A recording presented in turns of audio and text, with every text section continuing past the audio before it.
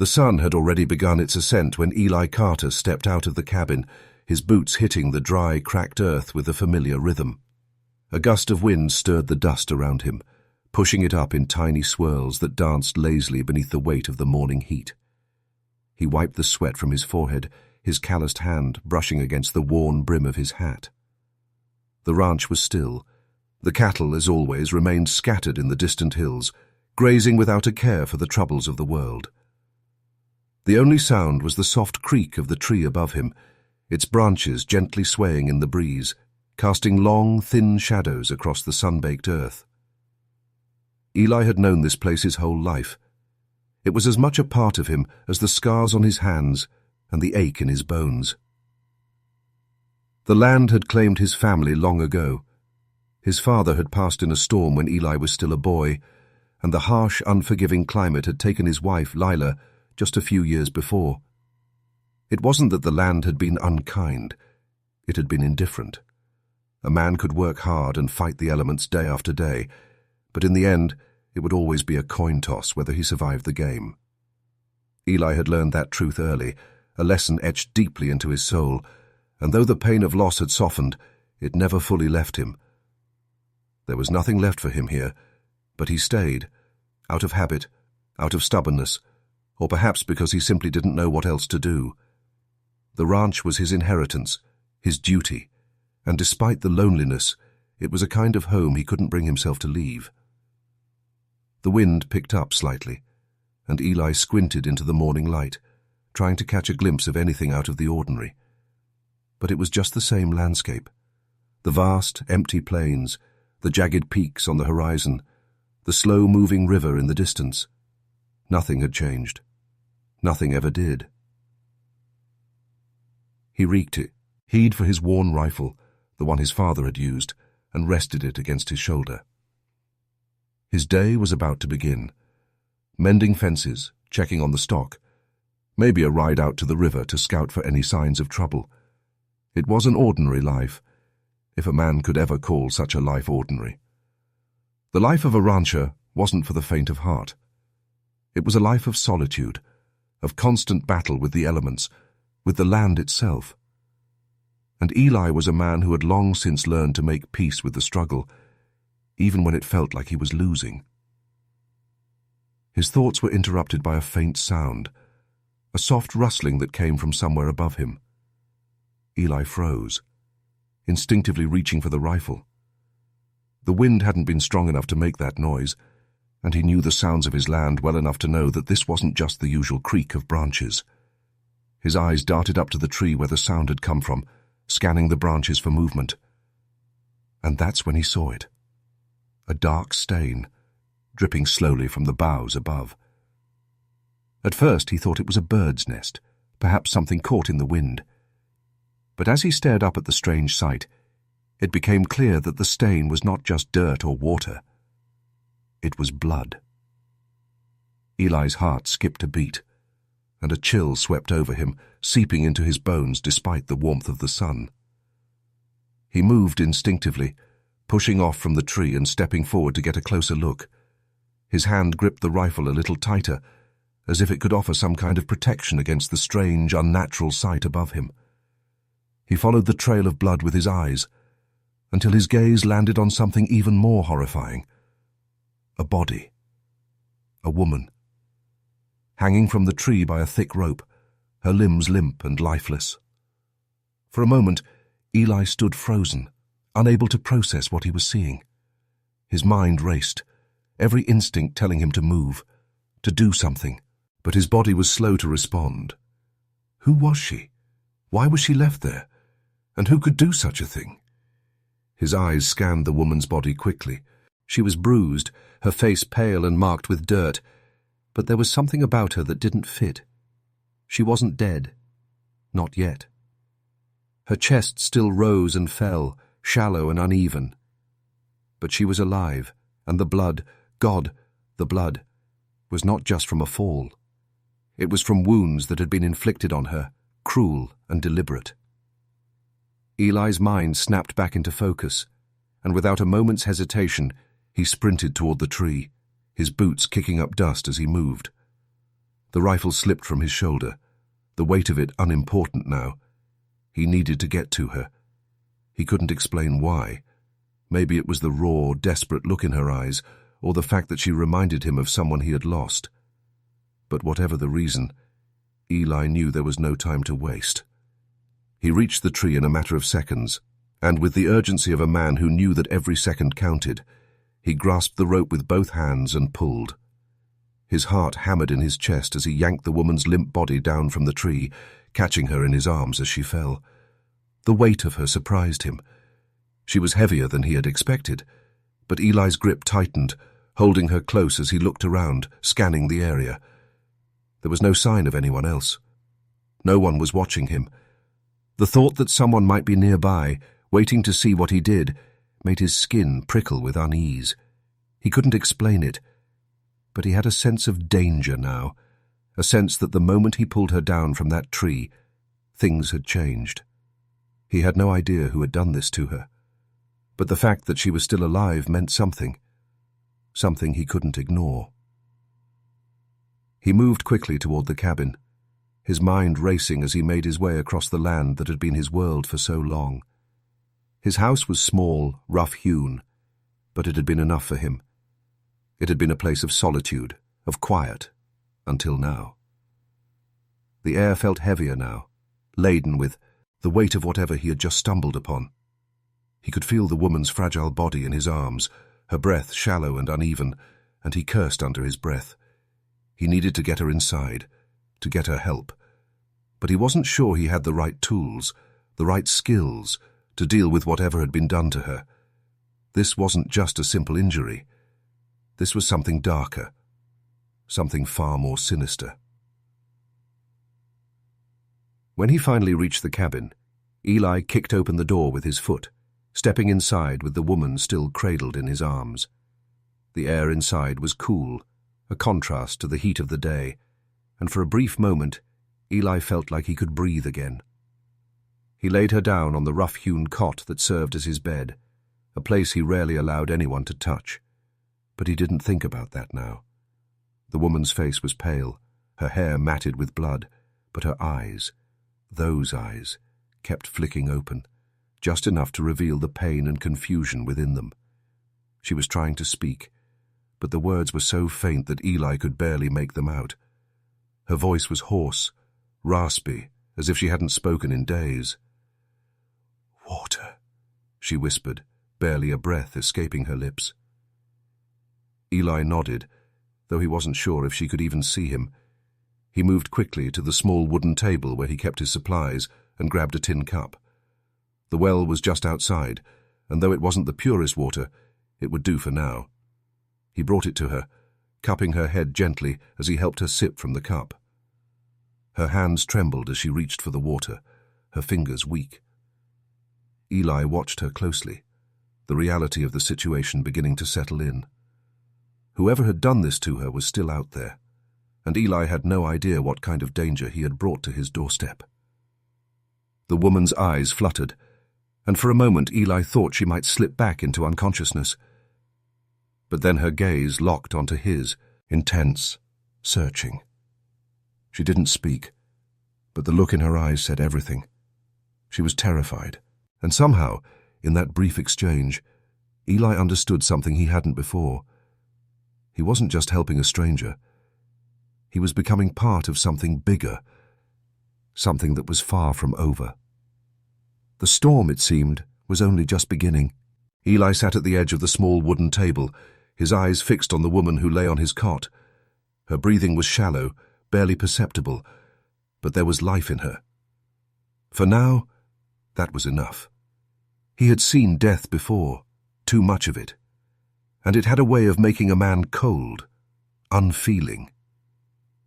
But this was different. The woman had been left to die, abandoned and bloodied, and now she was here, in his cabin, her fate tied to his in ways he couldn't yet understand. He hadn't expected any of this. For a man who had lived alone for so long, this sudden intrusion felt like the world had tilted sideways. A stranger. someone whose pain was written across her body in bruises and bloodstains. She wasn't just any victim. No, something told him that her story wasn't going to be a simple one. There was something in the way she looked at him, as if she knew he was her only chance. But at the same time, she was holding something back, something that she wasn't ready to share. Eli's fingers tightened around the edge of his chair, and he exhaled slowly, running a hand through his greying hair. The fire crackled quietly in the hearth, casting flickering shadows across the room, but the silence that hung between them was thick and oppressive. He couldn't get a clear read on her. Her eyes flickered with distrust, but there was fear there too, an overwhelming kind of fear that clawed at her from within. And she wasn't the only one feeling it. He too felt the weight of the unknown. The land he had always thought of as predictable, as stable, now felt treacherous, as though it had shifted beneath his feet. The woman's hand twitched, her fingers moving slightly, as if trying to grasp onto something. Eli's eyes followed the motion, and he saw the way her face twisted with pain. It wasn't a simple injury she had sustained. The cuts, the bruises, they told a different story, a story of prolonged torment, of cruelty, of being pushed to the edge of survival. He set the cup of water down on the table and moved closer to her, leaning over her as he placed a gentle hand on her shoulder. "Are you all right?" he asked, his voice softer than he intended. Her eyes fluttered open, the green depths of them darkened with exhaustion and fear. Her lips parted, and for a moment Eli thought she might speak. But she didn't. Instead, her eyes scanned the room, as though she was measuring the space around her, assessing the risks. Her gaze flicked to the door, then back to Eli. "I'm not sure," she whispered, her voice hoarse, as if she hadn't spoken in days. "Where am I?" "You're safe, for now," Eli answered, keeping his tone calm, though a knot had begun to form in his stomach. Safe? Was she really? He had no idea what he was dealing with, who she was, or why she was in this condition. The very fact that she had been left to die told him that someone, somewhere, meant her harm. And the man, or men, who had done this weren't likely to stop at just leaving her hanging from a tree. "I didn't mean for you to get caught up in this," she whispered again, her voice quivering with a kind of raw fear that Eli could feel deep in his chest. Caught up? He couldn't let himself think like that. He had no choice now. He had pulled her from that tree, and he wasn't the kind of man who could just turn his back on someone in need, no matter how inconvenient it was. "Who did this to you?"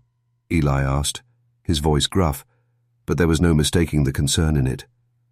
The woman's eyes flickered with pain, and she grimaced as she tried to shift slightly on the cot. "His name is Duncan Hayes," she said, her voice barely above a whisper. He's a rancher, but not like you. He's not like anyone you'd want to meet." Eli's brows furrowed at the mention of the name. Duncan Hayes. He had heard whispers, the man. Rumors of a brutal landowner who took what he wanted and dealt with anyone who got in his way. A man who had never shied away from using violence to settle scores. Hayes was a name that came up in the darkest corners of conversation, the kind of name that made people avoid eye contact when it was spoken aloud. "What do you mean, not like me?" Eli pressed, his voice sharp. The woman took a long, ragged breath, as if collecting herself before speaking again. "He's not like you because he doesn't care about the land. He doesn't care about anything but power. He owns people, not just land. He enslaves them. He breaks them until there's nothing left." Her voice cracked, and Eli could see the tremor that ran through her body as she spoke the words. Eli was silent, processing what she said. The thought of someone owning people like cattle was beyond anything he could imagine. He had grown up in the harsh world of ranching, but this was something darker, something that belonged to the worst parts of men's hearts.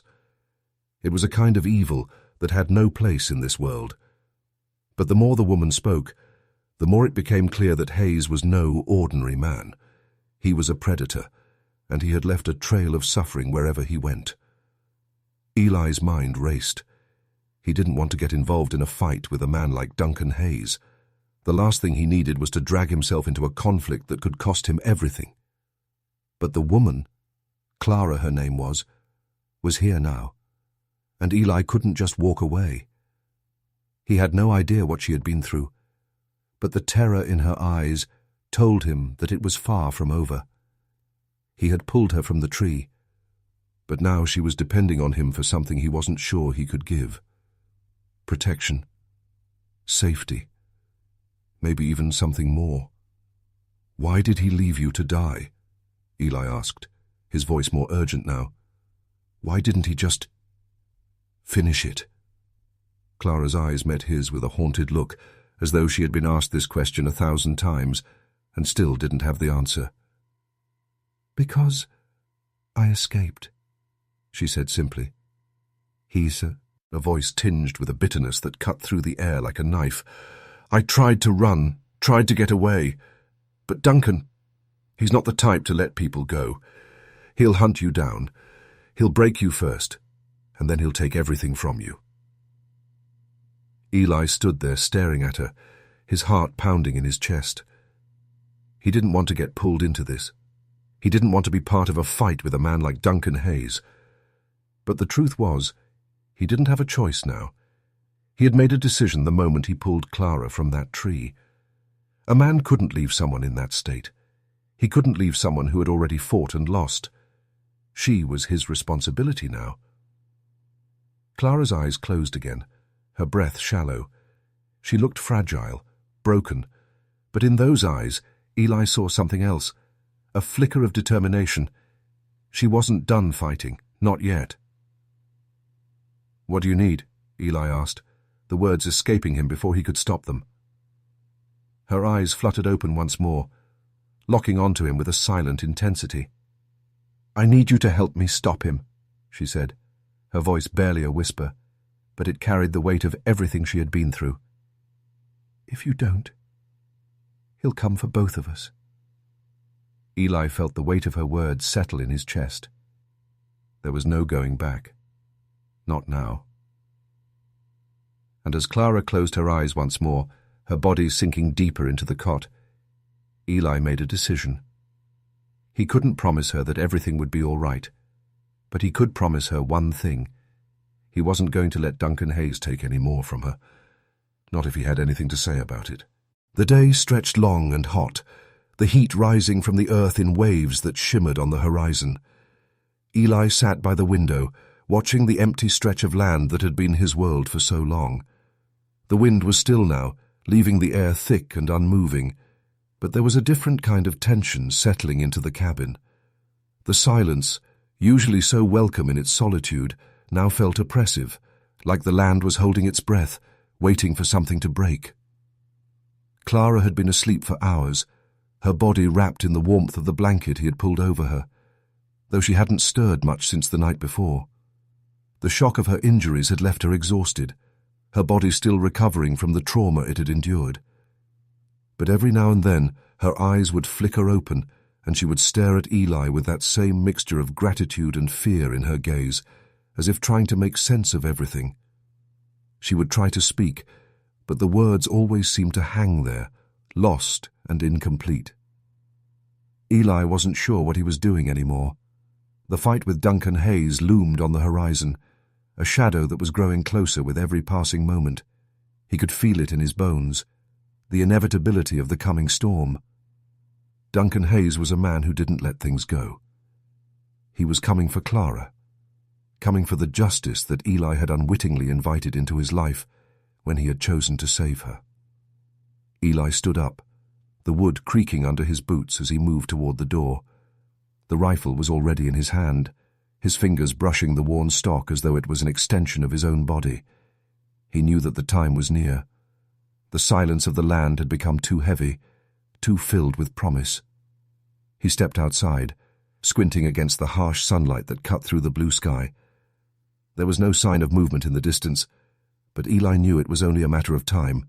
Duncan Hayes didn't want to see time, and if he was coming, he would come fast, riding hard and bringing all the firepower he could muster. Eli couldn't afford to wait for him to arrive at his doorstep. He needed to act, to prepare. The horse was tethered at the far end of the barn, its dark coat gleaming in the sunlight. Eli moved toward it with deliberate steps, his hand gripping the reins with a kind of familiar urgency. He saddled the animal quickly, knowing there was little time to waste. Every muscle in his body was alert, a fine tension running through him. The quiet before the storm was always the hardest part, the waiting, the wondering. He had lived through enough of that to know it didn't do any good to spend time on uncertainty. By the time the sun had reached its peak, Eli was mounted and riding through the dusty trails that cut through the land. His eyes constantly scanned the horizon, always alert for any signs of movement. He wasn't sure what exactly he was looking for, but he knew that if Duncan Hayes was coming, the man would be looking for him too. He had made a choice when he decided to protect Clara, and now that choice had set in motion a chain of events that neither he nor she could stop. His mind flickered back to the words Clara had spoken the night before. "If you don't help me, he'll come for both of us." The weight of those words settled deep in his chest, pressing on his heart with the kind of urgency that only came when you knew you were running out of time. She had been through hell, and now, it seemed, her hell had found its way to his doorstep. The wind whipped past him as he rode, the scent of dry earth filling his nose. There was a familiar kind of peace in the rhythm of the horse's stride, a steady cadence that allowed Eli to focus on the task at hand.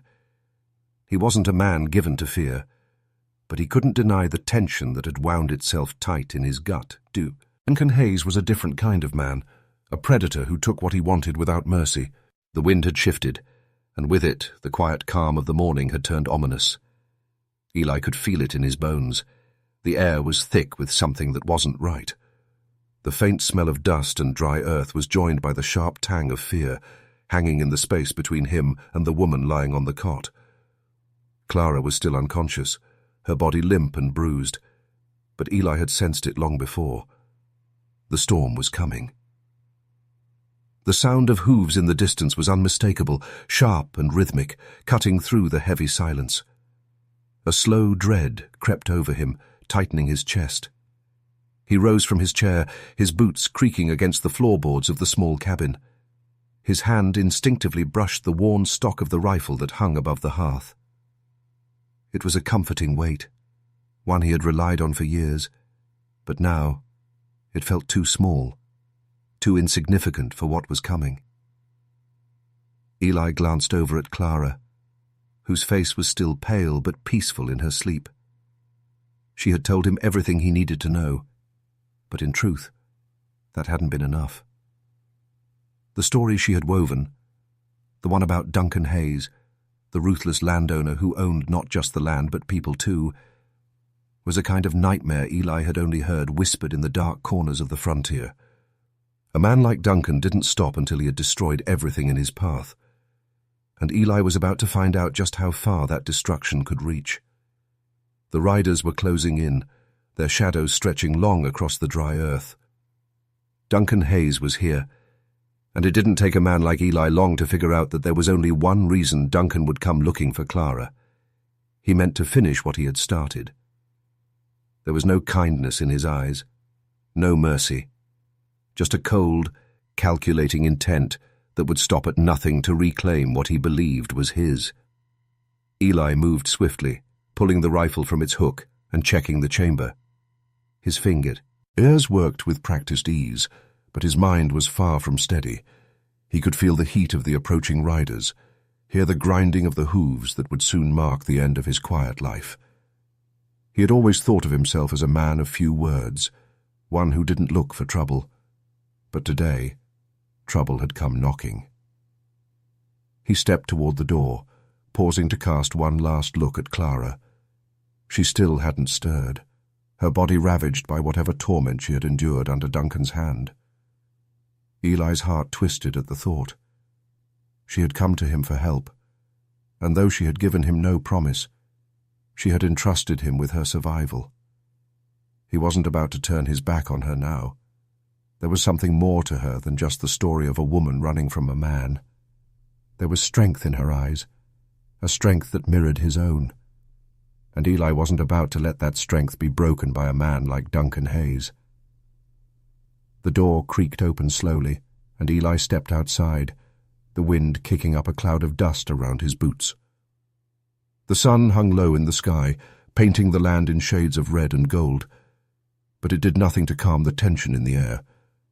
The riders were almost here. He could see them now, a small group of men on horseback, their faces hardened and set with grim purpose. They didn't speak, their expressions as cold as the land they rode across. Eli's grip tightened on the rifle as he moved into position. The cabin sat at the foot of a low ridge, and from this vantage point, Eli had a clear view of the approaching riders. Duncan was leading the group, a tall, imposing figure with a dark moustache and a face that seemed carved from stone. His eyes were cold, but there was something else there too, something that Eli couldn't quite place, but it made his blood run a little colder. There was no question now. Duncan Hayes had come to finish the job. Eli had always been a man of few words, but in this moment there was only one thing on his mind: survival. His own, Clara's, and anyone else who dared stand in the way of Duncan Hayes. He wasn't sure what would happen next, but he knew one thing for certain: it was going to be brutal. The sound of the horses grew louder, and Duncan's voice cut through the distance, carrying with it a kind of authority that made the land itself feel smaller. "Carter!" His voice was deep, carrying the weight of a man used to having his commands obeyed without question. "I know you're in there. You can't hide from me. I'll burn this place to the ground before I leave." Eli's fingers tightened on the rifle, his knuckles white with the pressure. He didn't respond. There was no need to. Duncan wasn't expecting a response. He was expecting fear, and Eli wasn't going to give him that. The riders came to a halt just outside the cabin. Duncan dismounted with a fluid ease that betrayed his years of experience in the saddle. He was taller than Eli had expected, with a presence that filled the air like smoke. There was a calm arrogance in his movements, the confidence of a man who knew he had the upper hand. But Eli wasn't about to let that arrogance push him around. "You're a fool, Carter," Duncan said, his voice low but clear. "You think you can protect her. You think you can stand in my way." Eli stepped forward, the rifle steady in his hands, his eyes locked onto Duncan's. "I don't care who you are or what you think you can do. She's not your property, Hayes, and you're not taking her back." The silence between them was thick, stretched tight as a bowstring, ready to snap. Duncan's gaze flickered over Eli's shoulder to the door of the cabin, and his lips curled into a cold smile. "You're a man of your word, I see. But you're making a mistake, Carter. This is bigger than you. You think you're the first man who's tried to stop me." He took a step forward, the air around him growing heavier with the weight of his words. "You'll be just another name on the list of men who have crossed me." Eli didn't flinch. His resolve had hardened into something unbreakable. The fear that had once gripped him, that had lingered at the back of his mind, was gone now. He was no longer just a rancher. He was a man standing between a monster and a woman who needed him. "I don't need to be the first. I just need to be the last," Eli said, his voice steady, unwavering. Duncan's eyes narrowed, and for a moment it looked as though he might laugh. But instead, he just gestured to his men. They spread out, surrounding the cabin with practiced ease, their hands never straying far from the rifles slung across their backs. "You've got guts, Carter," Duncan said with a grim smile. "But guts don't win fights. Guns do." At that moment, everything snapped into motion. Duncan's men reached for their weapons, but Eli was faster. He fired once, the rifle kicking against his shoulder with a deafening crack. One of Duncan's men went down, a bullet lodged in his chest. The others reacted instantly, drawing their guns and returning fire. But Eli was already on the move, ducking behind a stack of firewood, his mind calculating every move, every angle. Duncan, never one to be outdone, pulled his own gun, his eyes focused on Eli with a cold, relentless fury. Eli could see the fire in his eyes, the certainty of a man who had never been challenged. But Eli wasn't going to back down. Another shot rang out, and Eli fired again, striking another of Duncan's men in the leg. The man fell to the ground with a yell, clutching at the wound. But the others were closing in. Eli could feel the weight of the situation pressing down on him, the tension in the air so thick it was suffocating. But he didn't hesitate. He couldn't afford to. Duncan's voice rang out again, sharp and commanding. "Finish him! Now!" Eli's heart pounded as he moved, his eyes darting between the men surrounded, eyeing him. But then, out of the corner of his eye, he saw a figure. Clara. She had managed to make her way to the door of the cabin, her face pale but determined. In that moment, she locked eyes with Eli, and he saw something in her gaze that made his blood run cold. She wasn't just a victim anymore. She was a partner in this fight, and she wasn't about to let Duncan Hayes take any more from her. Clara raised a gun, her hand steady as she aimed it at Duncan. The men paused, their attention momentarily diverted. That was all the time Eli needed. He fired again, and this time the bullet found its mark. Duncan Hayes went down, his body crumpling to the ground with a finality that made the air in the valley grow still. The remaining men, seeing their leader fall, hesitated. It was enough. Eli moved quickly, forcing them to surrender or meet the same fate as Duncan. The fight was over, but the cost had been high.